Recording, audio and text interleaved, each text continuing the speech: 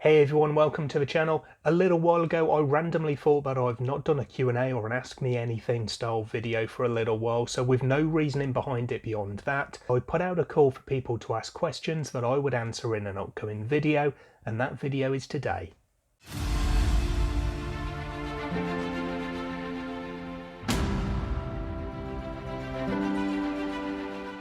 So across Discord, Instagram, Twitter and the community tab here on the channel on YouTube, I've received a bunch of questions from a bunch of great people. I've split them out into a couple of different categories. The main ones are reading and then moving on to reviewing / Booktube, and then there's another section on proofreading as well. There's a couple of other questions that I've titled kind of life because they're just general ones, and there's a bit of overlap in some areas with some of these questions, but I'll go through them in those four kind of categories, just giving quick fire answers to most of them, maybe a little bit more detail on some, but I don't want to spend too much time on them and make this video far too long and boring for everyone. And I'll start with that life category because it's only got about 3 questions in it, the first of which is, what did I want to be when I grew up? This one's a really nice easy answer. I wanted to be a journalist. I'm not really sure why. Maybe it's because I've always loved writing, but yeah, I wanted to be a journalist. I did work experience at the local paper when I was 16, and I got a front page article actually, which the editor didn't realise was by me. She thought it was from one of her regular staff members, so definite thumbs up there. Next up is from the author Kareem Solomon, who asks me what happened to my t-shirt collection, and I did answer this one at the time, Kareem, on Twitter, but it's not been warm enough. I love my comfort basically, and when I've been filming over the winter months, it's been too chilly for me to comfortably sit here for a while in a t-shirt, so sorry about that, but summer is kind of here. It's raining today, but it's here or just round the corner, so t-shirts are going to be coming out again. Then I've got one of these nice hypothetical questions. I've got access to a time machine. What time period do I travel back to, or what event do I want to see? And it's a bit of a tough one because I don't really have time periods. I know a lot of people want to go and see the pyramids being built, or they want to see Victorian England, or something very specific. I don't really have that, so I don't know, maybe I'd choose to go back sometime before man kind of ruined much of the planet, before we really stamped our mark on most of the planet, so just so I could see what it was like and how beautiful it was.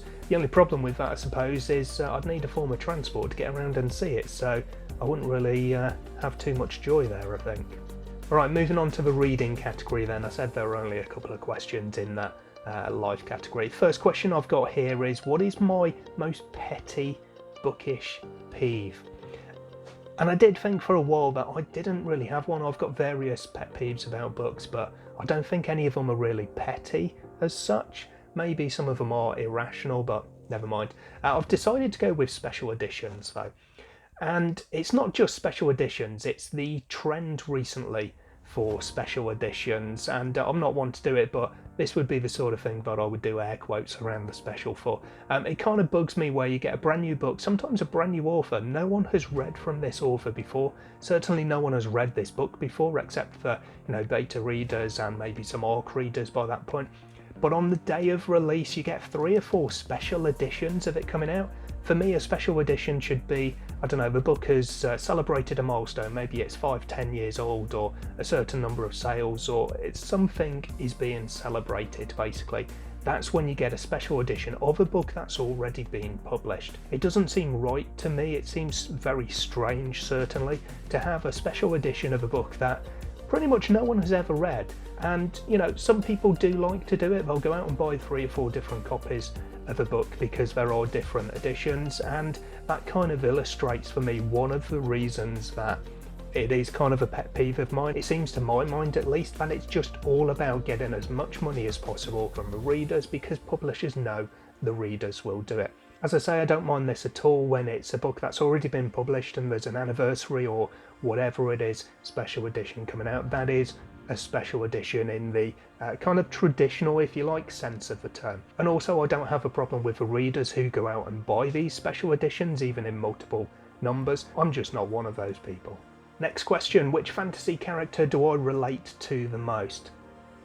And I really don't know. I don't think I do relate to them. I guess it's kind of one of those things that I just don't do. I don't find that characters are relatable. It's not the way my mind works, basically. I like characters and things like that, but I'm looking, when I try to answer this question, at what character do I see bits of myself in, for instance, and that's just not something in the fantasy genre that I have.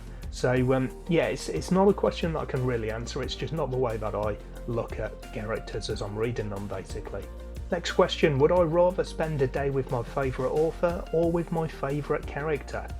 And that's kind of a tough one, because I would probably go, there's a number of that I could choose, but I'd probably have to go with John Gwynne as my favourite author, and I think it would be really interesting to spend a day with him and see what he does and things like that. But I think I'll probably have to go with characters. So I've said a couple of times before in tag videos and such that one of my favourite characters, one who always tends to win out in this question, is Drizzt Do'Urden from R.A. Salvatore's Forgotten Realms books, and I think it would be equally cool, probably cooler actually, just because of setting and stuff, to spend the day with him and the Companions of the Hall and Gwynwyvar, or however you pronounce his kind of mystical panther companion. So yeah, I think I'd go with spending the day with my favourite character. A double question here, what is my favourite and also my least favourite trope? And again, I've said a few times that I don't tend to look at things in tropes. I'll recognise tropes in various things, but it's not something that I really spend a lot of time thinking about. I will say my least favourite, there's probably two of them. I'm not a fan of school settings in books, whether it's magical. Military schools don't tend to be too bad, but certainly magical schools.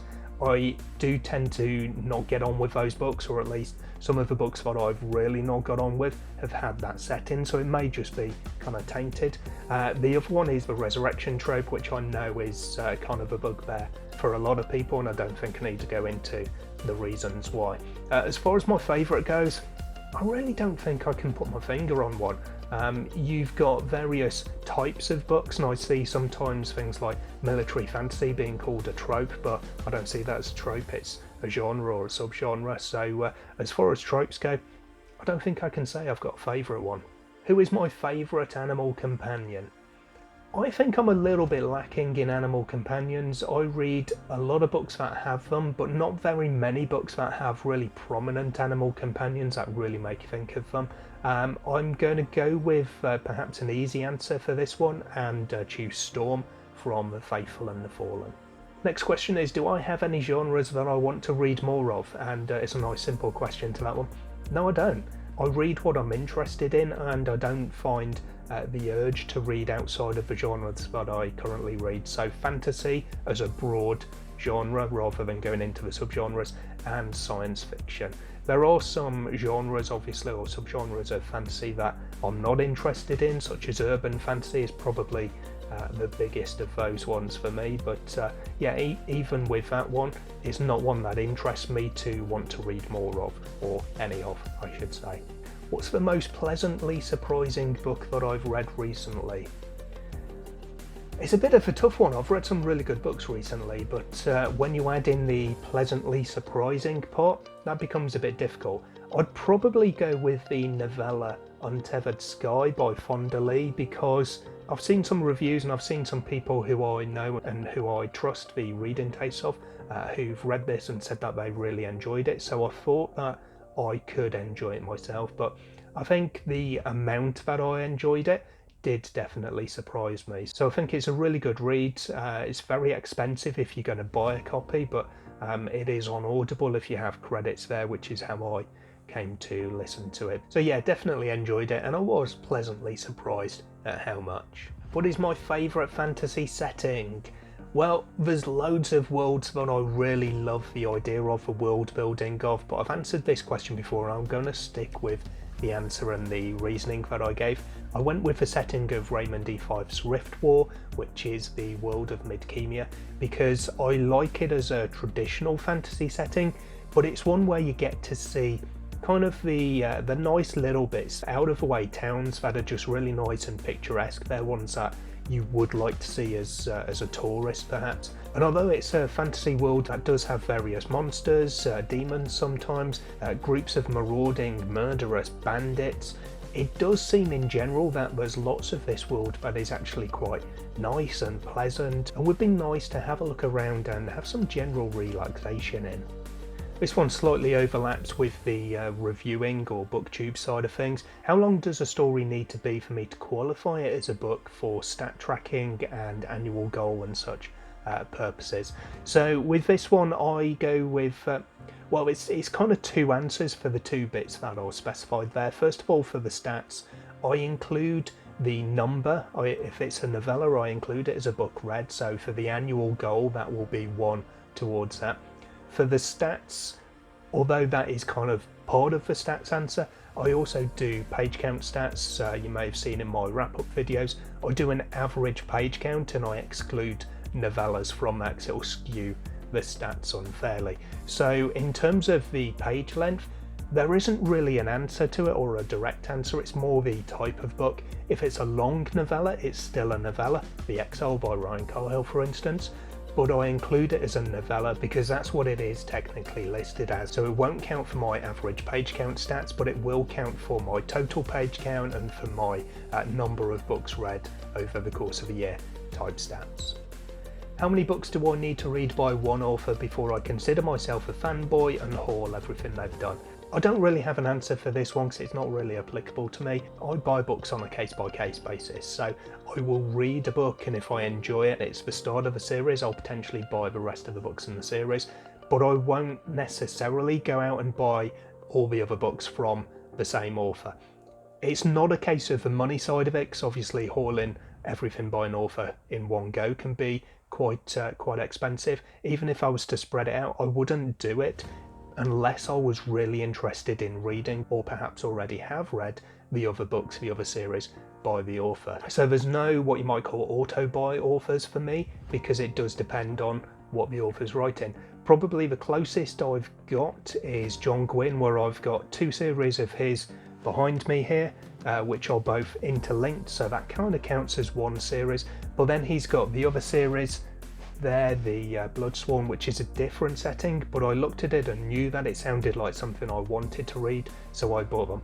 If it was, say, an urban fantasy, for instance, then I wouldn't have been interested in it because I don't read urban fantasy, so even though it might be by my favourite author, I still wouldn't buy the books. Obviously a hypothetical one because it does specify such in the question, but if my house were to burn down, what one book would I make sure I saved from my library? And I will answer it as a hypothetical because the answer would be none. There's more important things obviously than books as much as I love them, but in the spirit of the question, if I was to go for just one, it would probably be my copy of Ruin by John Gwynne, because the Faithful and the Fallen books that I've got here, these are the originals, they're not the broken binding edition, so if I get Ruin out, you can see there's no sprayed edges there, but if I was to choose just one of them, it would be this one above the other 3 because this one's signed by the man himself. Next question is the best bromance in fantasy. There's a few that I could go with here, but the one that I've found to stand the test of time basically and always be up there in the equation is Royce and Hadrian from Michael J. Sullivan's Rhaenyra Revelations. I just loved this pairing from pretty much the first page of the first book, Theft of Swords. I just had a great time with them throughout the 3 books that I read them as, the 6 books they were originally published as. Every single book that I read with these 2 guys in, I just loved the banter back and forth. It really worked for me. It's my type of humour, and that's definitely the large part of the reason I would say why I enjoyed those books so much. Moving on then to the kind of reviewing and booktube side of things, and the first question in this category is what is my favourite thing about being a booktuber? And I would say for this one it is maybe an easy answer to give, but it is definitely the community that comes along with it, or that can come along with it. So over the time that I've been a booktuber, I've made some great friends, and I've moved over to my own Discord just over a year ago now. Actually, I set up a Discord and I've got a number of people who've come along and joined in the community there, and it is such a lovely community and I really appreciate every single person there. So that's definitely for me by far my favourite thing about being a booktuber. And talking about that specific part of the community, the next question is, do I ever laugh out loud at the head scratching that goes on during the Guess the Book games? So for the patron section on my Discord server, we have a weekly Guess the Book quiz, I guess, where every week I put up a picture that relates to the title of a science fiction or fantasy book, and my patrons can ask me questions that I'll answer yes or no to, and they have to try and decipher what the book is. Every right answer they give is an entry into a draw to win a book at the end of a quarter. And sometimes it is quite fun watching them scratch their heads and say that they literally have no clue whatsoever, and I'm there thinking, this is really easy. But I don't really laugh out loud at them because ultimately they're all easy when you know the answers, and I'm the one who put these things together, so of course I know the answers. So yeah, it's good fun sometimes, but I don't laugh too much. A double question here, will I be reading some older series and reviewing them on my channel? I guess with that one it does depend. The second part of the question is, if so, what might I be looking at? But yeah, it does depend because I read what I'm interested in reading, and some of the older titles that I have read, I read before I was on Booktube, so I've not reviewed them, although I have put up kind of series reviews of Shadows of the Apt, which isn't really one of the older ones, but certainly Riftwar and Draenei are two that I would say are. So I don't know is the honest answer, it depends what comes up. I have nearly picked up to read Memory, Sorrow and Fawn by Tad Williams once or twice, so possibly that one would be the answer. Next question from author Krista Linder is, do I ever feel pressured to read books? So I've put this one in the Booktube and reviewing section because I think it's kind of aimed at that with an eye to the reviewing side of things when the question's asked rather than just strictly reading. So I guess with this one, yes and no. Mainly no, because I don't tend to feel pressure or stress with things, so I'm very, very laid back if you haven't noticed, so it's not really in my nature to feel the pressure. But I get what the question, or how I'm interpreting the question at least, is looking at do I feel the pressure to read so I've got content to put out on my channel, for instance, or do I feel the pressure to read because an author has given me a review copy of a book, that sort of thing.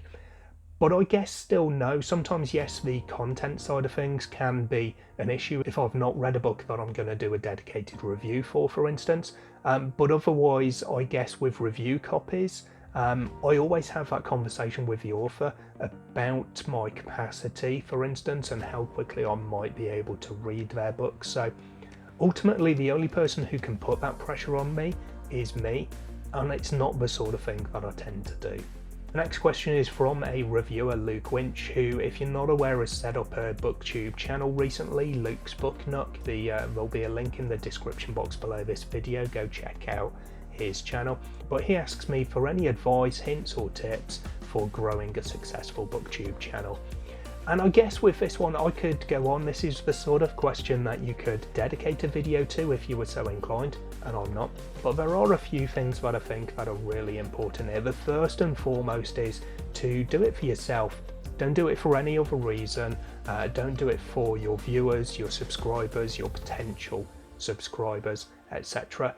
If it's not fun, what are you doing it for? So don't put too much pressure on yourself. Don't chase the numbers. That's one of the things that a lot of people say, but it is absolutely true. Don't bother about your subscriber count. It's not important. You need to do it for you and for the right reasons. Along with that, there's the money side of it as well.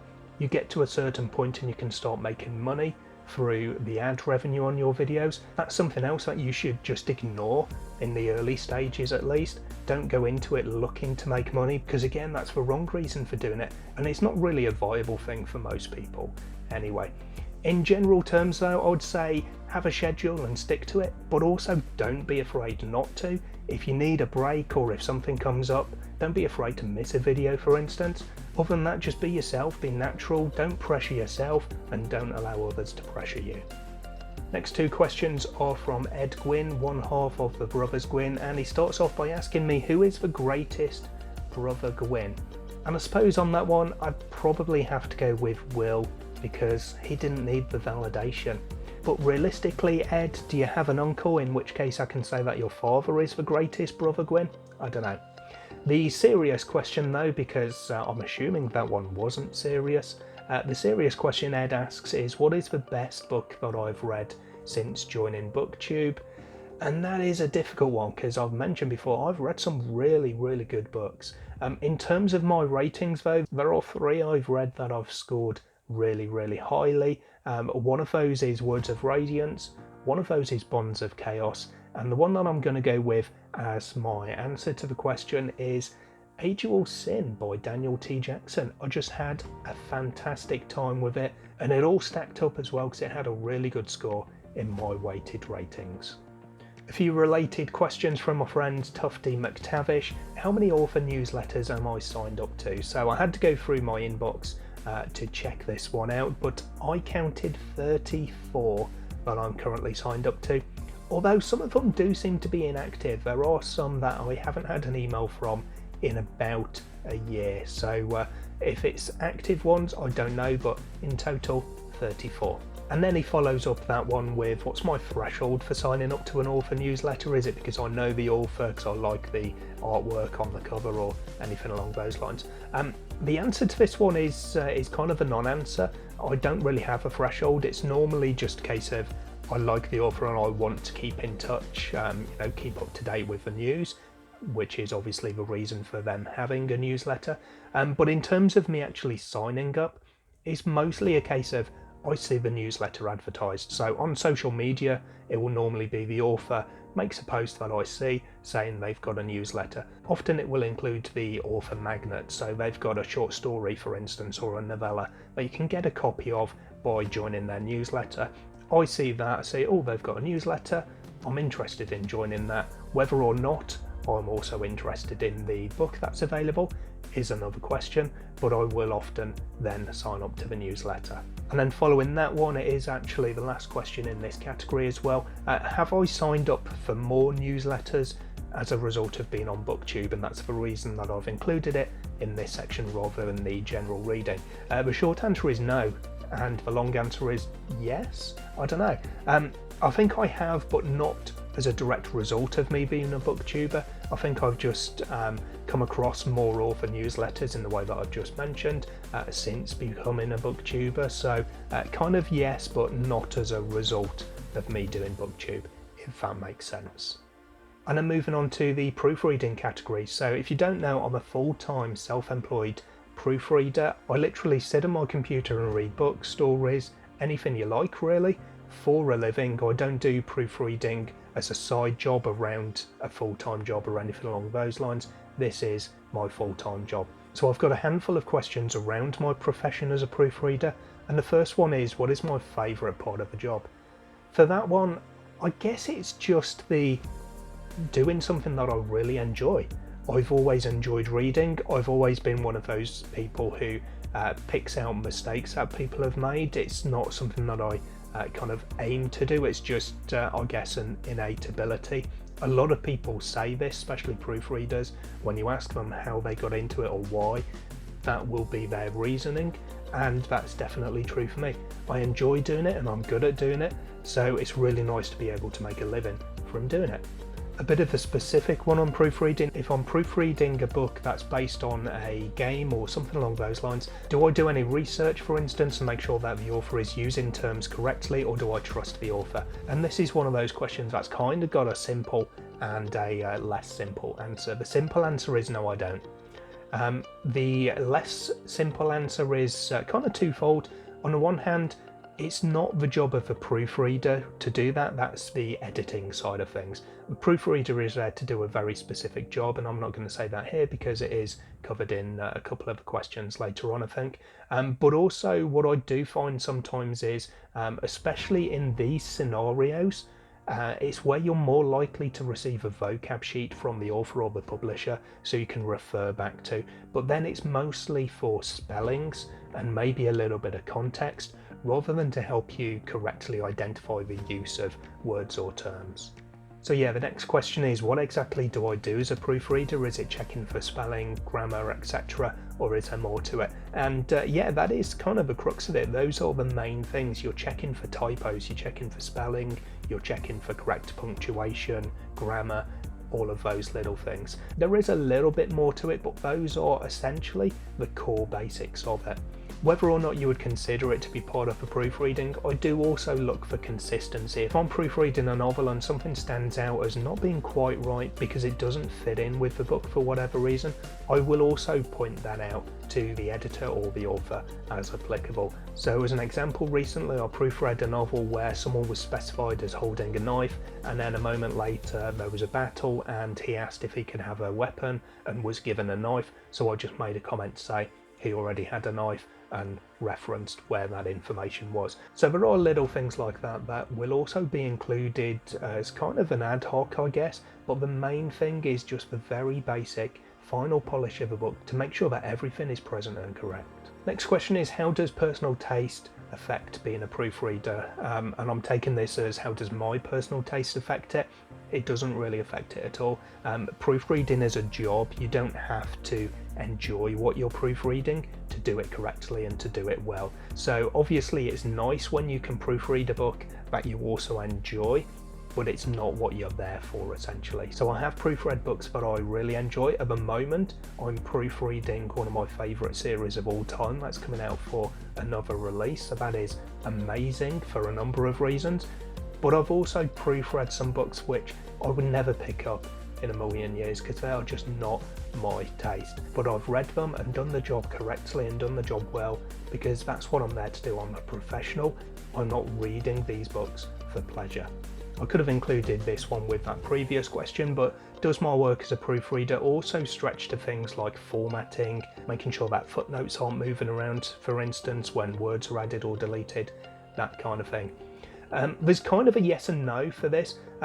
Yes, it does include an element of that, but I would say no for me because most of what I do is in Word actually, so that's not really applicable. I have done some galleys, normally in PDF format, where you do have everything typeset, so to speak, and if there are any issues with the format in there, then yes, I would highlight those as part of my job. Do I only proofread fantasy or do I accept all genres? I've kind of answered this in the personal taste part of things. I do proofread fantasy mostly because that's the community that I'm in. More on that I guess in the next question. But I'm open to all genres because I'm doing it for a living, not picking and choosing which books individually I want to work on. And then that final question is, how do my proofreading clients find me? I guess the genuine answer to this is I don't know. I don't ask them for a referral where they found me from, but where they can find me, I've got a website, dominishbooks.com, and also the main thing for me really is word of mouth through the community on Twitter, Instagram, and so forth. I know a number of people have found me as a person, a reviewer, before they found me as a proofreader, so to speak. I do work for a publisher as well. I freelance for Angry Robot Books, and they found me, for instance, because their social media person saw me reviewing one of their books, Silver Queendom by Dan Cobbolt. If you're interested, it was very good, but they saw that review, saw in my profile that I'm a proofreader, and then put me into contact with one of their editors. So yeah, there's a number of ways that you can find me, but where you can find all the information about what I do as a proofreader and to contact me for work is on my new website, dominishbooks.com. So there we go, hopefully that wasn't too long. Thank you so much to everyone who asked questions. Once again, you can find details to social media accounts for all these great people in the box below this video. I'll leave you there for today. I hope you found some interesting answers in this video. I'll see you in the next one sometime soon, but until then, as always, take care of yourselves, read some good books. Bye for now.